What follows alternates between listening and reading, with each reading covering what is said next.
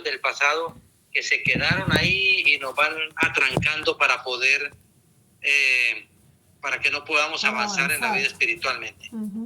Muchas personas, sean creyentes o no sean creyentes, viven atados a un pasado que no los deja crecer. Atados a un pasado, hablan del pasado, se regodean en el pasado, todos lo miran, como digo yo, con el espejo retrovisor. No es que el pasado no exista, el pasado realmente ya no existe, ya pasó, pero hay gente que vive con un pie en el pasado o mirando permanentemente al pasado, y eso no deja crecer. Decía ya Isaías hace 4000 años, ya no se acuerden de las cosas pasadas, no hagan memoria de las cosas antiguas. Fíjense en que yo hago algo nuevo que pronto saldrá a la luz. Ya Isaías ya lo veía claro, ya entendía. Imagínense, hace 4000 años le estaba diciendo a la gente que no miren para atrás, que no hagan memoria de las cosas antiguas, que se fijen en lo nuevo. Vamos a entender primero, como siempre, con ideas que están en la lección que nos mandan de Miami, el apóstol. Entendamos cómo los grandes líderes cortaron con su pasado. ¿Cómo hicieron para cortar con su pasado? El primer ejemplo es el de Sansón. Sansón, ¿a qué estaba atado? Era mentiroso, estaba atado a la lascivia, estaba atado al desorden. Era un tipo mentiroso, desordenado y con esa vida lujuriosa desatada, ¿ya? Sansón tenía todo en ese momento para ser un gran líder. Lo tenía todo, pero fue mentiroso. Le faltó el carácter y se perdía en el tema de la lujuria. Todas esas ataduras lo llevaron a una vida permanentemente de fracasos. Cuentan Jueces que Sansón fue a Gaza y vio allí a una mujer prostituta y se unió a ella. Aconteció después de esto que Sansón se enamoró de una mujer, otra, del valle de Sorek, cuyo nombre era Dalila. Esa historia la conocemos todos. Y sigue diciendo Jueces: ¿cómo pues dice yo te amo, siendo que tu corazón no está conmigo? Y dice ella: ya son 3 veces las que te has burlado de mí y no me has revelado en qué consiste tu gran fuerza. Recordamos la historia, uno se da cuenta cuando está chiquito, Sansón y Dalila, pero al final la historia es la falta de carácter de Sansón, la falta de disciplina de Sansón. Sigue contando la historia. Y aconteció que como ella lo presionaba todos los días con sus palabras y lo importunaba, el alma de él, fíjense qué impresionante esto, fue reducida a mortal angustia. Es decir, fue reducida a mortal angustia. Entonces le descubrió todo su corazón y le dijo, y conocemos la historia de lo que pasó después, le dio el secreto. El simbolismo de esa historia: le cortaron el pelo, es decir, perdió la fuerza. Le arrancaron los ojos, perdió la visión. Lo encerraron, perdió la libertad. Luego, recordamos la historia, Dios le devolvió la fuerza cuando estaba ya en ese templo pegado con las manos en las columnas y murió matando. Es decir, este es el ejemplo de uno que fue llamado a ser líder y se perdió.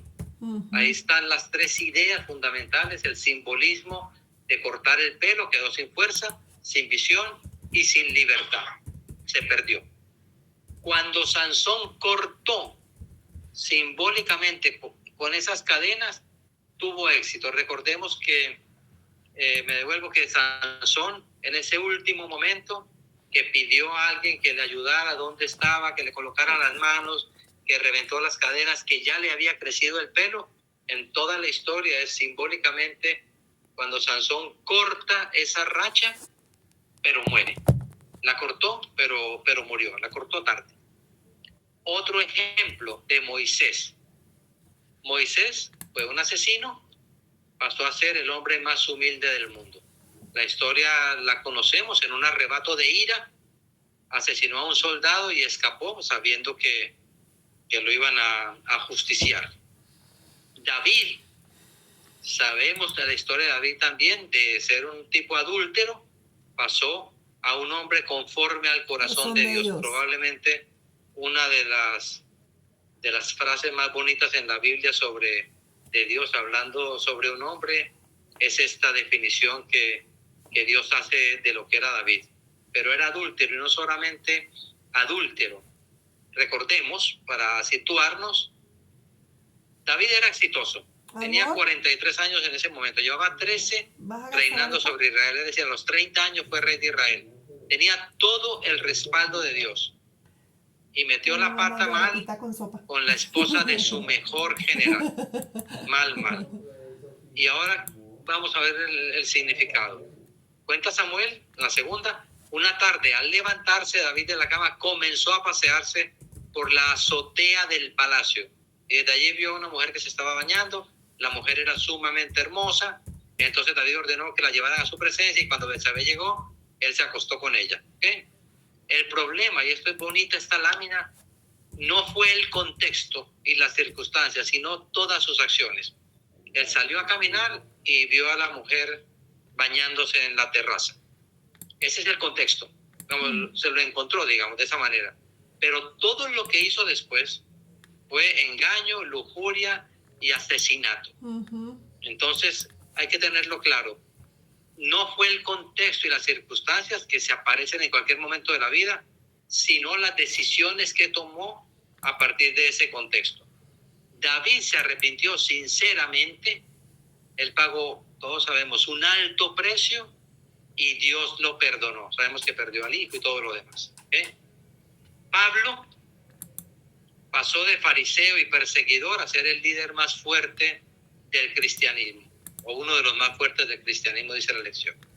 Ahora, ¿qué es una atadura del alma? Para empezar a entender qué es una atadura del alma. Empecemos por el principio. ¿Qué era el alma para los que escribieron la Biblia? Porque nosotros ahora pensamos una cosa y antes se pensaba otra del alma, pero para cuando se escribió la Biblia, ¿qué era el alma? Tanto para los que leían en hebreo como los que leían en griego. ¿Qué era? En la mayoría de las lenguas, en hebreo, en griego y en latín, alma se relaciona con aliento. Alma es aliento, alma es respiración. Era como sinónimo de aliento y de respiración. Ahora, ¿qué pensaban los judíos de la época? Lo anterior en casi todas estas era la respiración. Ahora, ¿qué pensaban los judíos? Esa es una imagen de Pedro, una escultura de Pedro. ¿Qué pensaban los judíos? Para los judíos, el alma era inseparable del cuerpo. No se tenía el concepto de cuerpo y alma. Era lo mismo. El cuerpo, el alma, era la vida. Era una sola cosa inseparable. Era un concepto que ahora es casi que muy difícil de entender o de asumir. ¿Y qué pensaban los griegos de la época? ¿Qué pensaban los griegos?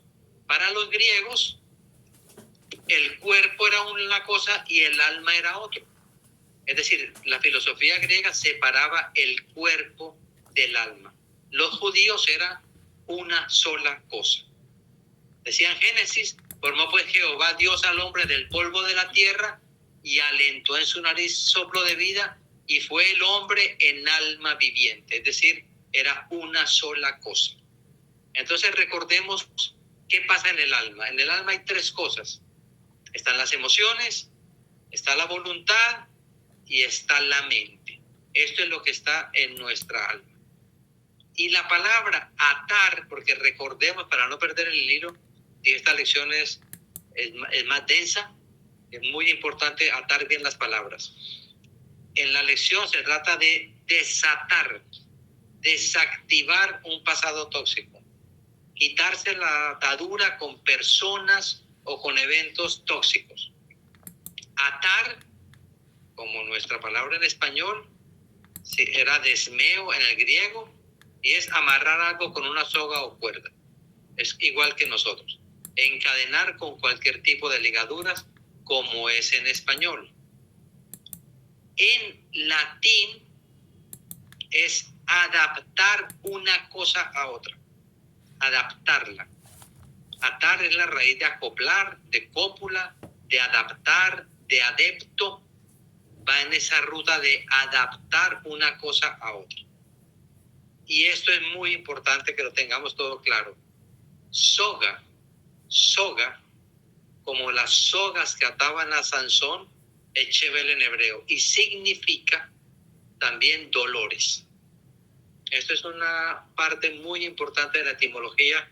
Cuando la gente leía, es decir, leían el Antiguo Testamento, el Torá para ellos, y leían la palabra soga, leían lo de Sansón, y lo que interpretaban era dolor, dolores. También significa exceso, cuerdas, herencia. Todo eso tiene que ver con la palabra soga.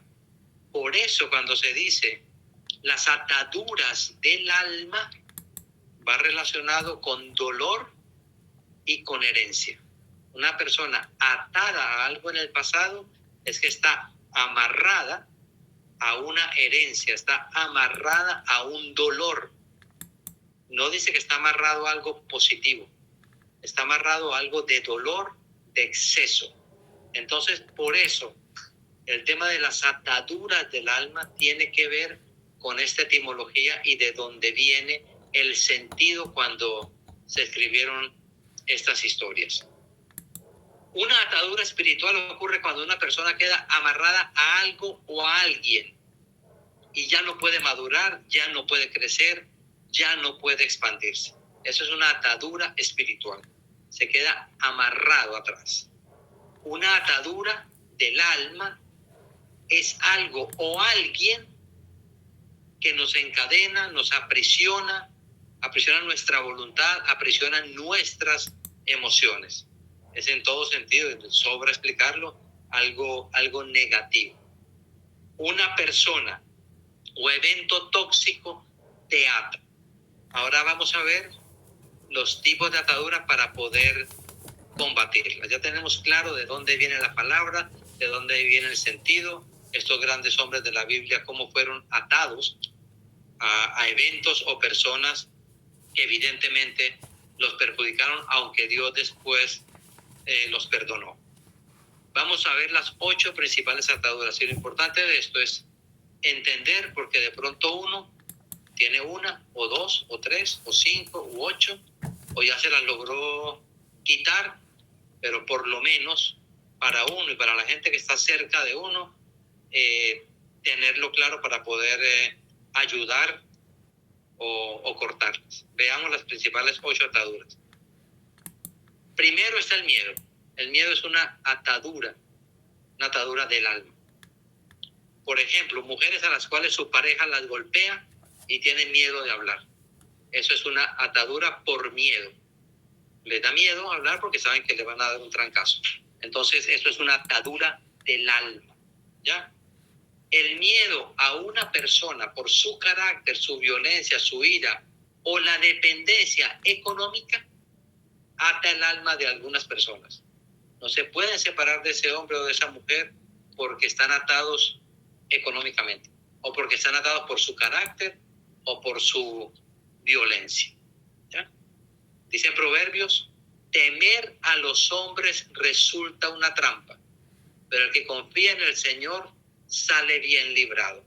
Como ven, la estructura de esta lección es el problema, la explicación y la solución. Problema, explicación, solución. Temer a los hombres resulta una trampa. Esta es una frase también para fotografiar y tenerla muy clara. Punto 2. Las adicciones. Las adicciones.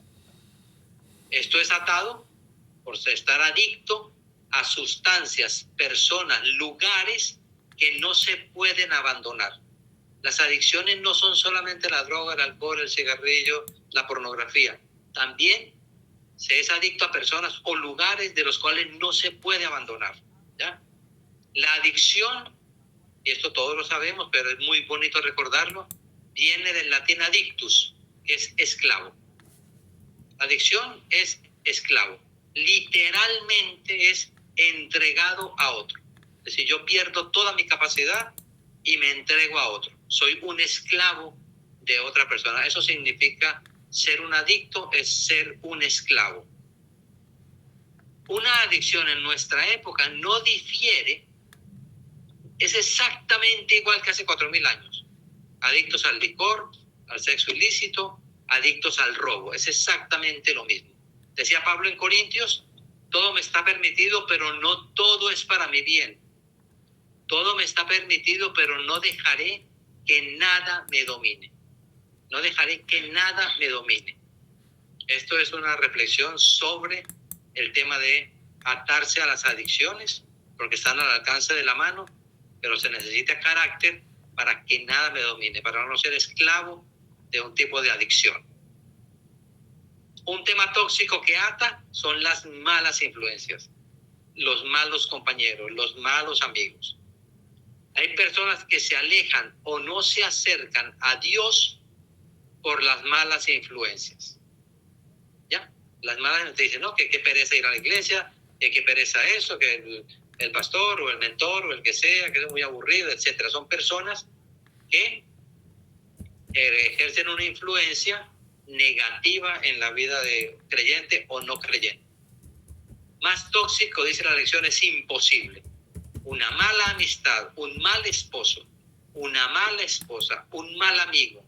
Esa es gente que intoxica tu presente con lazos falsos que vienen detrás. La clásica esposa que dice, ¿para qué vas a ir a la iglesia? O el esposo que dice, ve tú, que yo me quedo aquí viendo el partido de fútbol. O un amigo que pereza eso, ya. Eso hay gente que intoxica tu presencia. Intoxica tu presente. Entonces hay que tenerlos también detectados. Ya tenemos detectados las adicciones, que son de todo tipo.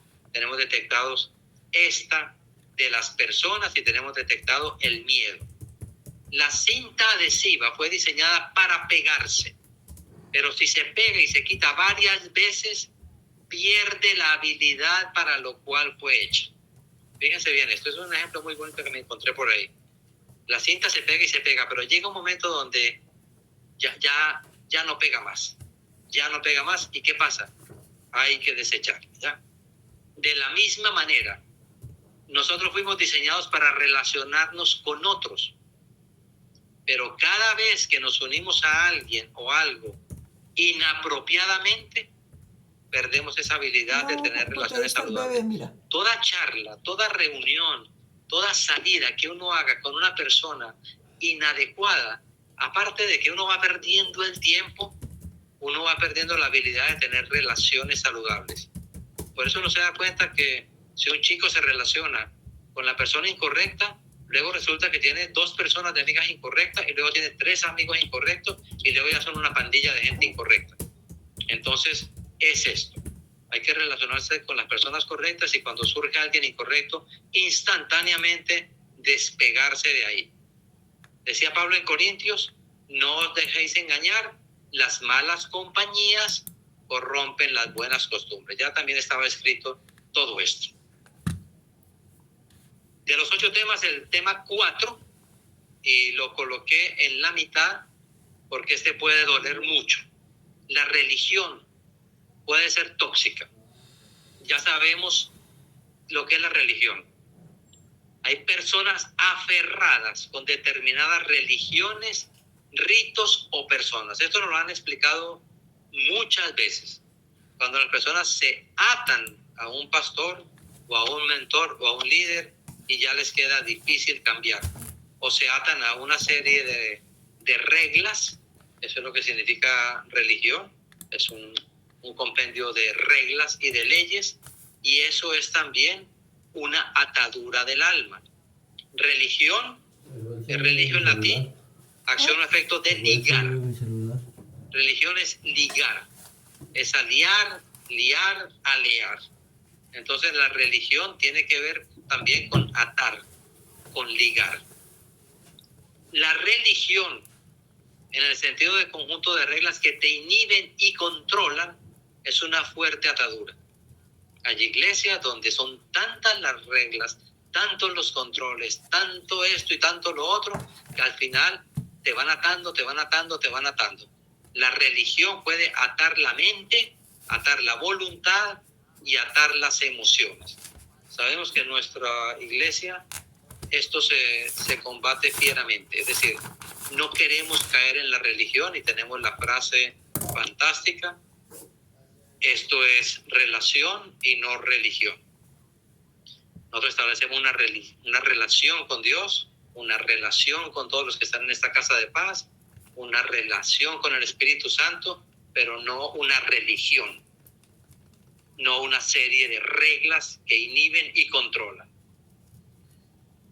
Santiago escribía: si alguno se cree religioso, pero no refrena su lengua, sino que engaña a su propio corazón, la religión del tal es vana. Lo bonito de la palabra de Dios es que está todo claro aquí. No es ni que el pastor Maldonado se inventó una historia, ni que Carlos Echeverry la editó, es todo lo contrario. Esto está aquí escrito. La religión del tal es absolutamente vana. Otro tema tóxico que ata son los objetos. Yo cuando leí esto decía que qué extraño esto, pero qué interesante, los objetos. Hay personas atadas a muebles, adornos, objetos de casa, quienes creen que sin esas cosas no pueden vivir. La foto que coloqué, por supuesto, es la exageración de la exageración, pero puede marcar un poquito de qué estamos hablando. Hay gente atada a eso. Es una forma moderna de idolatría. La idolatría no es únicamente santos de madera o imágenes de yeso. Esa no es solamente la idolatría. Hay gente que quiere estar coleccionando 200,000 tazas y nunca sale de ellas. Es una manera de idolatría. Yo colecciono lápices, lo digo de verdad, ¿cierto? Pero son chiquitos, ¿cierto? Y no los idolatro. Pero bueno, todos tenemos algún problemita. Ahí tengo una atadura que estoy luchando con ella. Yo colecciono libretas y lápices. Pero bueno, ya Dios me perdonará. Por ejemplo, la gente atada al televisor, atada al celular, la gente atada al gimnasio, atada a las dietas, la gente atada al esposo o a los hijos, la gente atada al trabajo, la gente atada a la iglesia. Oiga eso. Esto está en la lección. Son ataduras reales del alma, porque un gimnasio se vuelve tu iglesia. Sí. Una dieta se vuelve tu Dios. O tu esposo es tu Dios, o tu esposa es tu Dios, o tus hijos son Dios. O el trabajo o la misma iglesia se vuelve una atadura. Todo lo que sea objeto del deseo, objeto de nuestra devoción, es una atadura tóxica. Decía en Éxodo: el que ofrezca sacrificio a otro Dios que no sea el Señor, será destruido por completo. Ya sabemos lo que nos han explicado muchas veces, ¿cierto? Tu tesoro está donde está tu corazón. Si tu corazón está en el gimnasio y ese es tu Dios, aquí dirá directamente: será destruido por completo. O en el celular, o en el televisor, o lo que sea. Punto 6. Las tradiciones. Ay, no empieza a estigmatizar el trabajo. Es un tema tóxico. Gente muy arraigada a tradiciones, a la cultura, a las costumbres que asumen como su norte. No es mi forma en cómo yo trabajo. Del carnaval de Bolivia, en Oruro. En nuestra cultura latina y también en la anglosajona, hemos sido bombardeados desde niños con tradiciones que nos atan y desenfocan. Tradiciones que nos atan y nos desenfocan. Nosotros vivimos afortunadamente muchos años en México y yo lo digo claramente, a mí me encantaba esto. Yo las compraba porque era cultura. Ay, y porque era artesanía. Y luego de todo esto que hemos aprendido, ya me repele. Ya no disfruto eso. Entiendo que es cultural, pero sé que eso es una atadura cultural que hay que verla como lo que es. Una manifestación artística, pero se puede convertir en una atadura del alma. Esto en Bolivia también, todos estos ritos de la Pachamama, los ritos con la tierra, todo eso son ataduras espirituales. Ay, con objetos, con tradiciones que hacen que el espíritu se vaya quedando envuelto en esta maraña. O esto en Estados Unidos, con la noche de brujas, las calabazas y todo esto, son ataduras. Puede ser un momento cultural, sí, pero mucha gente está atrapada en esto. esa atadura espiritual en lo que estamos viendo. O estas procesiones, que también lo digo, me parece un rito bellísimo todo este arte, pero entendí luego que esto es una atadura espiritual. La cultura es buena, dice la lección. Hay que conocerla, hay que disfrutarla, pero que no nos amarre a ella como un lastre. Que no nos amarre la cultura a ella como un lastre. Dice Romanos, y no vivan ya como vivía todo el mundo, al contrario, cambien de manera de ser y de pensar. Así podrán saber qué es lo que Dios quiere, es decir, todo lo que es bueno, agradable y perfecto. El punto 7 de un tema tóxico que nos ata es la memoria del pasado. La memoria del pasado. Hay personas que traen su pasado continuamente. Difícilmente ven su futuro o disciernen su temporada. Es la gente atrapada, es la que dice todo pasado fue mejor. Dice Pablo en Filipenses, yo mismo no considero haberlo ya alcanzado, pero una cosa hago, olvidando lo que queda atrás y extendiéndome a lo que está por delante, prosigo hacia la meta. Cuando hay ataduras, vamos entrando a la recta final, digamos, cuando hay ataduras, solo la fuerza espiritual, fíjense bien, solo la fuerza espiritual removerá personas, cosas y lugares que no edifican nuestra vida. Personas, cosas y lugares que no edifican nuestra vida. Vamos a ver cómo se va saliendo del pasado. Saliendo del pasado. Primero, deje de hablar de un pasado doloroso. Ese espíritu de autolástima impide entrar en una nueva temporada de paz. Hay gente que solo habla de lo mal que le fue. Sí. Del pasado doloroso. Me fue muy mal, me pasó esto, que es la familia, que lo otro.